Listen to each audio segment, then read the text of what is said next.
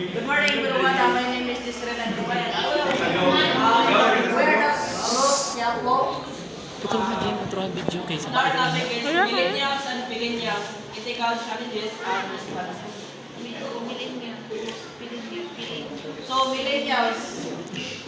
Millennials is defined are those who are born between 1980 and 2000. They are also known as Generation X, Generation Y, and following Generation X. Sometimes referred as eco-boomers. So in the Philippines, millennials make up almost one-third of the total population. They are youth, marketers, business leaders, employers, and some politicians who try to provide for their business endeavors. So they are starting to take care of new generations, the hope of the fatherland. So these are the traits and qualities of the millennials. So the millennials they are confidentially independent. So this group can be nurtured by their baby boomer parents until a much later stage in their lives. So in this generation has the high level of education placed on them. They are able to make their own decisions. So next is comfort in the black. So this group believes in strengths of members. They are looking for collective voice and accept or deal with their environment. And last is the simplicity. Millennials do not tolerate things that do not work. They will tell people about it too. He is the source of an alternative if the product is not suited for their needs. The next reporter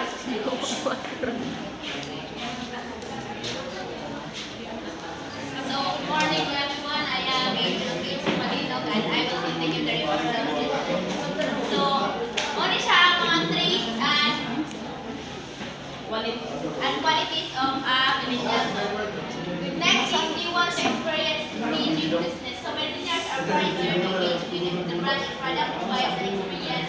This is a wide range and sometimes old generation. So, as a millennial, kanang kuwan din sa kanang gusto nila kanang mo engage of business pa daghan ka karon nga mga halos mga kanang sa ni mga business kay kuan pa ya mga millennials. So next is creatively achievers. These groups have hundreds of thousands of creative influences and so creatively achievers. So kuan sila kanang sa ni kanang ano bitaw daghan sila mga influence ba mao kanang dalira sila achieve. Next is uniquely. Fans catch on very quickly millennials if you are not speaking the same language as they are. So uniquely kanang dali rin daw mo example pareha mga bakla na may sila na kanang hay nga mga language. So kung dili ka sa ilaha kung dili ka part daw sa ilang kuan. Di kaya lagi ka mo. So traits and qualities of Balik mo na. So, no brand boundaries. Millennials want to hear the one that influences.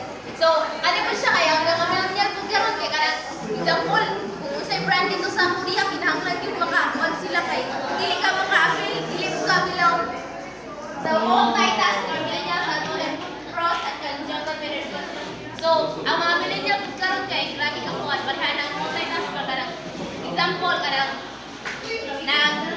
nag-eskwela ka asa sa trabaho kung ka kanang nagagabi o inana muna siya example sa mga. So the seven qualities of millennials started can make them excellent employers. So muna siya mga qualities nga marang mga millennial karon ganun mahimo sila ang best nga mga employers. First is they think of innovation as a science. So ang mga millennial man dali ra makapanaw namin daw sila ay mga alternative nga kanang kuan maka-innovate og mga lain-lain mga ideas pa mao nang makahimo sila og kanang best employers. Next is they believe in the profit motive. So ang mauna sa mga millennial karon kwarta na o sa nila pag kanang gihansya. Next they could build a business. So magud na kay kasagaran CEO magud kay mga millennial Sa bata pa, nangakwentahan. So,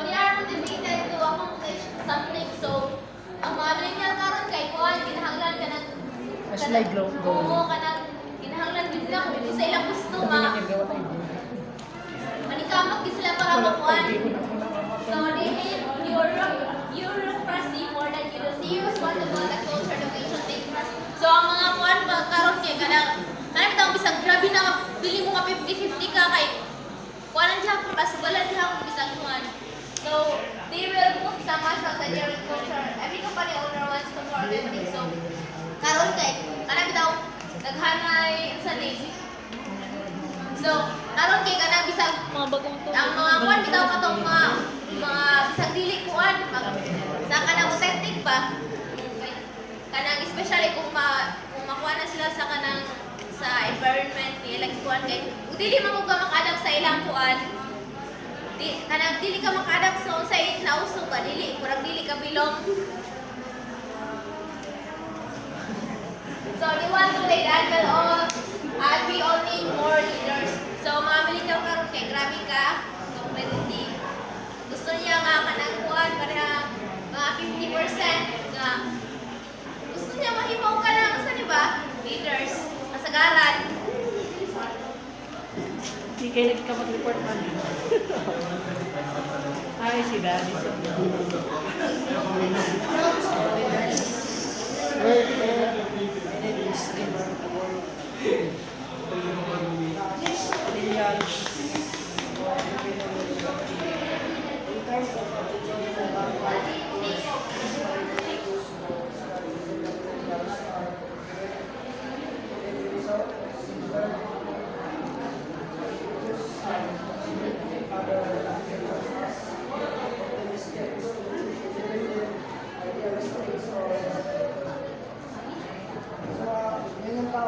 Millennials, kanang gising or katong mga 2001 ako.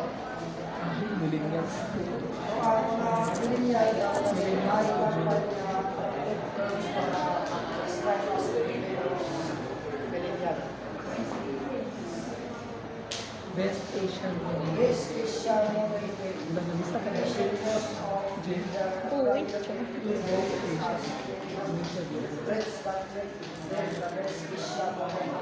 Natural. 2000 of them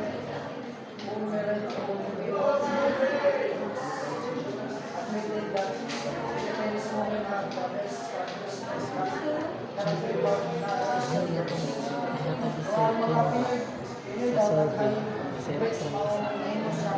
Nakatag bitaw ko sa imong kamon eh, kay Badi. halos mga foreigner siya Ihatag kay Angeli. sa because daghan ta mga characteristics. Pangayo ra gabi ko. Yaha. Pangayo ra gabi ko.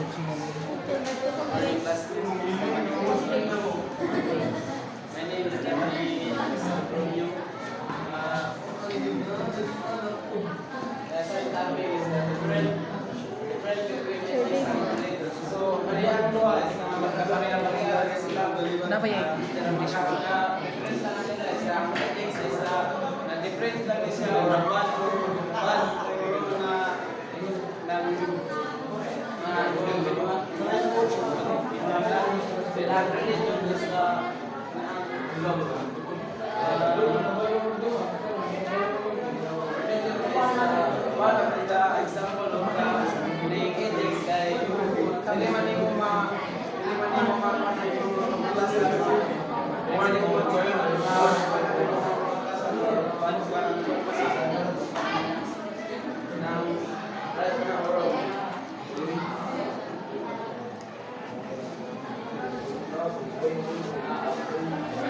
Religion is the organized collection of belief, culture, system, and world views that relate humility and alta to an order of system that provide you with knowledge of the self-God, world and custom related to it. So, ang religion is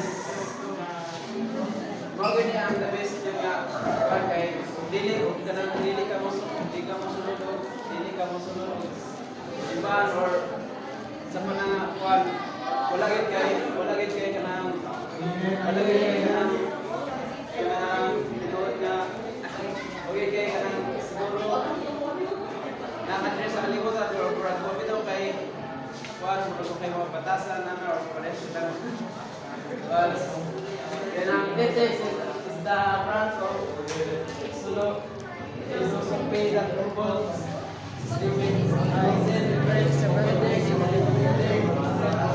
right and wrong can teach you what is right what is wrong in the intention speech or an action so kanang sa makuha nimo sa iwang pag-action bitaw sa iwang mga nimo sa right tama wala malit and speech so parehas na kanang malikas ka sa iba na okay na ikaw tama pa na kung mali kanang kuan or thought the adult is kanang ibang una so ang una ni Mantigal kay kanang marites rani mo gina so nay bad gid ang mga kuan the sense right and wrong and wrong that's all Basta na siya no.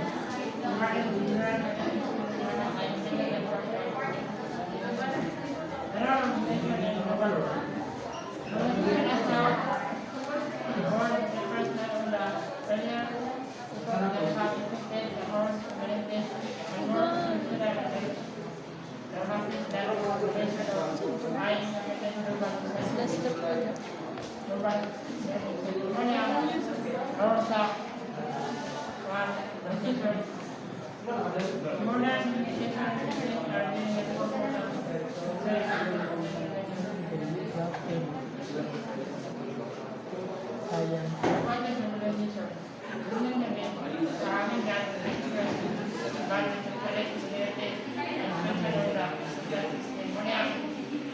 Ang